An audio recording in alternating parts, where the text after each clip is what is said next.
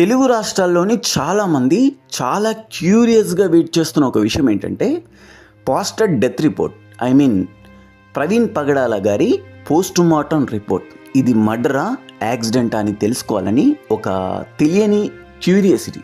ఎట్టకేలకు వారం రోజుల తర్వాత పోస్ట్ మార్టం రిపోర్ట్ బయటకు వచ్చింది. అది కూడా లీగల్గా. ఆ లీగల్ పాయింట్స్ కూడా నేను ఈ వీడియోలో చూపించబోతున్నాను. వారం రోజులని నేను ఎందుకన్నానంటే 24వ తారీఖు morning 11 o'clock pastor Praveen Kumar Hyderabad నుంచి తన సొంత వెహికల్ అయిన బుల్లెట్ పైన విజయవాడకు బయలుదేరాడు. ఆ ఇన్సిడెంట్ జరిగింది రాత్రి. సో ఈరోజు 31వ తారీఖు, అంటే వారం రోజులైంది. ఇలాంటి వీడియో యూట్యూబ్ మొత్తం వెతికినా మీకు ఎక్కడ కనపడదు. ఎందుకంటే నేను రూమర్స్ని బేస్ చేసుకొని చేస్తున్న వీడియో కాదు ఇది. లీగల్గా బయటకు వచ్చిన పోస్ట్ మార్టం ఫిలిం రిపోర్ట్ని బేస్ చేసుకొని వీడియో చేస్తున్నా కాబట్టి అంటే అంత డీటెయిలింగ్గా ఉంటుంది ఈ వీడియో. నేను ఒక వీడియో చూపిస్తాను చూడండి. దానికంటే ముందు నేను మీకు ఒక విషయం క్లారిఫై చేస్తాను. ఈ కేసుని ఇన్వెస్టిగేషన్ చేస్తున్న పోలీస్ ఆఫీసర్స్ ఎప్పుడు ఇది మర్డర్ అని ఎక్కడా డిక్లేర్ చేయలేదు, అండ్ ఇది యాక్సిడెంట్ అని కూడా ఎక్కడా డిక్లేర్ చేయలేదు. వాళ్ళు చెప్పిన ఒకే ఒక్క పాయింట్ ఏంటంటే ఈ కేసులో చాలా అనుమానాలు ఉన్నాయి, ఇంకా చాలా రిపోర్ట్స్ రావాల్సింది. మాకు ఇప్పటి వరకు దొరికిన ఒకే ఒక్క రిపోర్ట్ ఏంటంటే పోస్ట్ మార్టం రిపోర్ట్కు సంబంధించిన ఫిలిం రిపోర్ట్. అంటే ఆల్మోస్ట్ పోస్ట్ మార్టం రిపోర్ట్ వచ్చింది, కానీ ఫైనల్ రిపోర్ట్ రాలేదు. ఓన్లీ ఫిలిం రిపోర్ట్ మాత్రమే వచ్చింది అని చెప్పారు. పోస్ట్ మార్టం ప్రిలిమినరీ రిపోర్ట్లో అబ్రేషన్ ఇంజరీస్ ఉన్నాయి. ఈ వీడియో చూస్తున్న వ్యూవర్స్కి ఒక డౌట్ రావచ్చు, పోస్ట్ మార్టం రిపోర్ట్ ఒకటే ఉంటుంది కదా, post mortem film report and post mortem final report సపరేట్గా ఉంటాయా అని.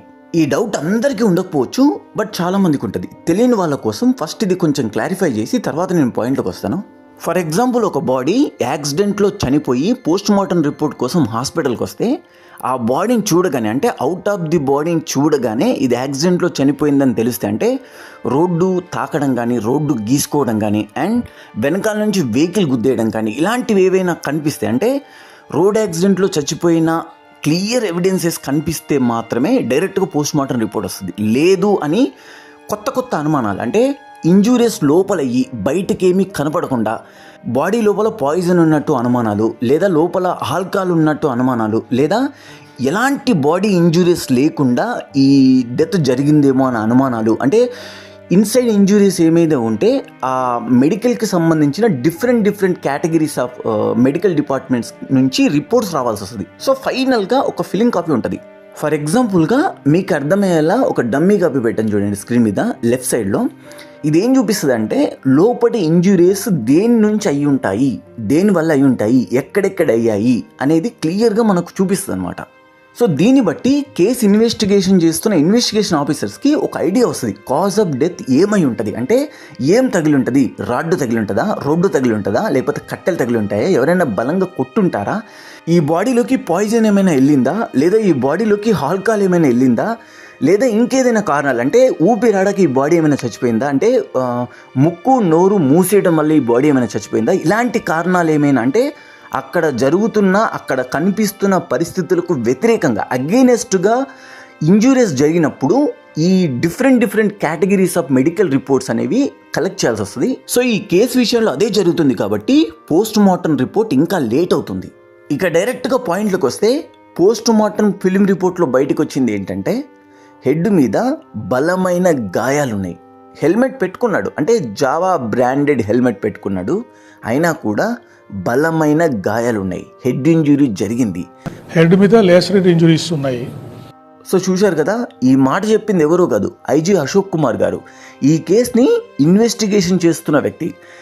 ఒక డెడ్ బాడీ మీద బ్రాండెడ్ హెల్మెట్ ఉంది, అంటే జావా కంపెనీకి సంబంధించిన బ్రాండెడ్ హెల్మెట్ ఉంది, హెడ్ ఇంజరీ జరిగి తను చనిపోయాడు అని పోస్ట్ మార్టం రిపోర్ట్లో వచ్చింది. సో ఇప్పుడు ఇన్వెస్టిగేషన్ ఎలా జరుగుతుంది అంటే తల మీద బలమైన గాయాలు చేసి తర్వాత హెల్మెట్ ఎవరు పెట్టారు అనే కోణం నుంచి ఇన్వెస్టిగేషన్ జరుగుతుంది. సో ఇది పాయింట్. ఇక పాయింట్ నెంబర్ 2, ఇదే పోస్ట్ మార్టం రిపోర్ట్లో ఇంకో విషయం కూడా బయటకు వచ్చింది. కాలి మీద బర్న్ ఇంజురీ ఉంది, అంటే పైన ఉన్న ప్యాంటు కాలిపోలేదు, అట్లీస్ట్ మరక కూడా పడిపోలేదు, కానీ లోపల మాత్రం బర్న్ ఇంజురీ ఉంది. ఈ పాయింట్ పోస్ట్ మార్టం రిపోర్ట్లో బయటకు వచ్చింది. వారి కాలు మీద ఒక బర్న్ ఇంజరీ ఉంది, దాన్ని కూడా పెథాలజీ రిపోర్ట్ పంపించారు. సో పోస్ట్ మార్టం రిపోర్ట్లో బయటకు వచ్చిన ఈ 2 పాయింట్స్ని బేస్ చేసుకొని ఇన్వెస్టిగేషన్, అంటే ఫర్దర్ ఇన్వెస్టిగేషన్ ఎలా ఉండబోతుందో మనం ఒక అంచనా వేయచ్చు. అంటే ఎవరో చంపారు, ఎవరు వాళ్ళు, ఎందుకు చంపారు, ఏ కోణం నుంచి దీన్ని దర్యాప్తు చేస్తారు, అసలు కారణాలేంటి, ఆస్తి గొడవలా, ఇంకో గొడవల. ఇక్కడ ఒక పాయింట్ ఏంటంటే ఈ పోస్ట్ మార్టం రిపోర్ట్లో బయటకు వచ్చింది ఏంటంటే ఇది జస్ట్ యాక్సిడెంటల్గా చచ్చిపోయింది కాదు. అంటే యాక్సిడెంటల్గా అంటే స్కిడ్ అయ్యి రోడ్డు పక్కన పడిపోయి జస్ట్ హెడ్ తగిలి చచ్చిపోయింది కాదు, ఎవరో బలంగా కొట్టి చంపేశారు. సో దీని వెనుక కారణాలేంటి, సో కాజ్ ఆఫ్ డెత్ తెలిసింది కాబట్టి ఆ కాజ్ ఆఫ్ డెత్ వెనుకున్న కారణాలేంటి, ఏ గొడవల వల్ల వీళ్ళు చంపుంటారు అని ఇన్వెస్టిగేషన్లో తెలుస్తుంది అని నేను అనుకుంటున్నా. ఇంకా బయట చాలా రూమర్స్ వస్తున్నాయి. వాటిని నేను రూమర్స్ అని ఎందుకు అన్నానంటే పోలీసులు ఎప్పుడు ఇన్వెస్టిగేషన్ చేస్తున్న పోలీసులు ఎప్పుడు అఫీషియల్గా ఆ ఫుటేజ్ని రిలీజ్ చేయలేదు.